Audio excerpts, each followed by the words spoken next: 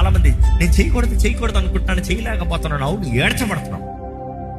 అపవాది నోట్లో పడిన తర్వాత ఏమవుతుంది మరి?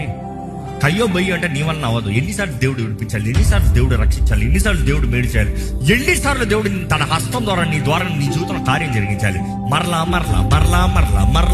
అదే రిలేషన్షిప్స్, అదే పని, అదే స్నేహం, అదే బ్రతుకు. ఎన్నిసార్లు? ఇంకెవడు రక్షిస్తాడు? Not God help me for what? To do the same, to repeat the same. ఏంటి ఈరోజు నువ్వు ప్రార్థన చేస్తాను మనసు రావట్లేదు అంటావు. ఎందుకు చేస్తావు? నువ్వు తెలుసు నువ్వు అడిగేది సరి కాదని తెలుసు, నువ్వు అడిగే ప్రార్థనలు సరికాదని తెలిసి ప్రార్థన చేయట్లే. దేవుడికి విరోధమైందని తెలిసి దేవుడిని అడుగుతలే, దేవుడి ముందు మొహం చెల్లట్లే.